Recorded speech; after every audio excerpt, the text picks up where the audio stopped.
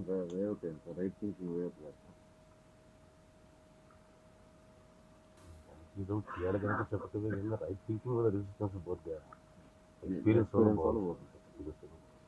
Right thinking మనకు అది resistance గుర్తించడం రైట్ థింకింగ్ ఉన్నట్లు లెక్క మనకు. అయ్యో మనసు ఎంత ఇట్లా పోతా ఉంది, నేను ఇంత దూరం క్యాసెట్కి నేను ఇంట్రొడక్షన్ రాయాలనుకుంది, 3 నెలలు జరుగుతున్నాను, నేను రాయలేకపోతున్నాను అనుకుంటున్నా. కానీ ఏం చెప్తాం ఉంది. అది ప్రాక్టీస్లోకి వచ్చేటప్పటికి మన ఎమోషన్స్ అర్థం వస్తుంది. కాబట్టి థింకింగ్ ఒకదాని వల్ల ఏం కాదు, థింకింగ్ లేకపోతే ఏమో చెప్పు. ఈ విషయమే తీసుకుని ఇప్పుడు ఎగ్జాంపుల్ థింకింగ్ ఆస్పెక్ట్ అన్నీ ఉంది, థింకింగ్ అంతా ఉంది. మనం ఎక్కడ పొరపాటు చేస్తున్నావో తెలుసు, ఎందుకు చేస్తున్నావో తెలుసు, అయినా హెల్ప్లెస్ కావాలి. కాబట్టి థింక్ చేసిన రోజులు కొన్ని పోతాయి అనుకోవటం అంత కరెక్ట్ కాదు. ఎందుకు ఏదో ఒకటి చేయటం అంటే అలవాటు పడుతున్నాం కనుక మనం ఏదో చేయాలనుకుంటున్నాం కంటే రైట్ థింకింగ్ చేసుకోండి, వివేకాన్ని పెంచుకోండి, వైరాగ్యాన్ని పెంపొందించుకోండి అని కూర్చొని మనం మాట్లాడుతాం. మనం కూర్చున్న కొమ్మది, మన కొమ్మ మనం నరుక్కోవటం టైలు పడుతుంది. నరుక్కోవాలన్నా నరుక్కోవడానికి డబ్బులు ఉండద్దు. ఇంకో కొమ్మ దొరికితే ఆ కొమ్మ మీద పెట్టుకుని దీన్ని వీటికి పారేస్తాం.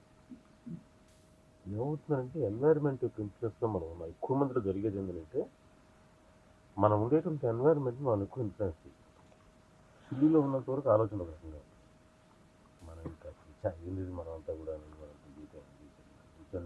ఇంకా పుంకాలు కదా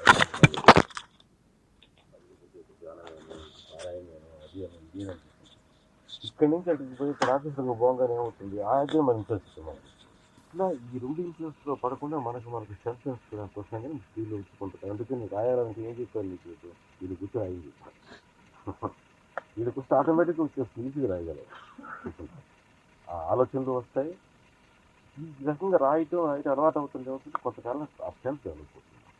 ఆఫీసులో కూర్చున్నా సరే రాయగలిగే స్ట్రెంత్. అది వచ్చే లోపల మాత్రం ఈ ఓల్డ్ ప్యాటర్న్స్ మనకు అట్లా ఇన్ఫ్లుయెన్స్ చేస్తుంది.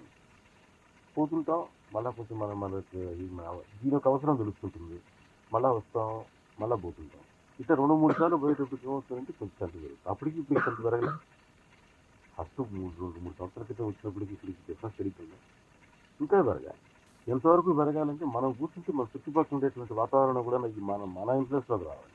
ఇప్పుడు మనకు ఉండేటువంటిది మనకు చిన్న దీపపు ఇలాగే ఉంది. ఒకరోజు గాలి కొట్టి ఎన్వైరన్మెంట్ యొక్క గాలికి కుప్పను ఆరిపోతుంది. అది పెద్ద మంట అయింది అనుకో, అదే గాలి ఏమవుతుంది మనకు మొత్తం కాల్చి పారేస్తుంది. మొత్తం రోడ్లు గాలి కొట్టిందంటే గుండె లభ్యమంటుంది, మనకు గుండె తగలబడుతుంది. అమ్మ గాలి కొడుతుందిరా ఆయన అన్ని తగలబడిపోతాయని. అదే గాలి చిన్న దీపానికి శత్రువు అవుతుంది. అప్పుడు కూర్చుంటే ఆఫీసులో అంతా భజన అవుతుంది, అంత సప్తకం అయిపోతుంది. ఎక్కడ కూర్చుంటే అక్కడ మనకి సత్సంగం తయారైపోతుంది. దానికి ఆ బలం తెచ్చుకుని దానికి ప్రాక్టీస్ గురించి మనం ఫ్రీక్వెంట్గా రావటం ఉండటం చేయాలి.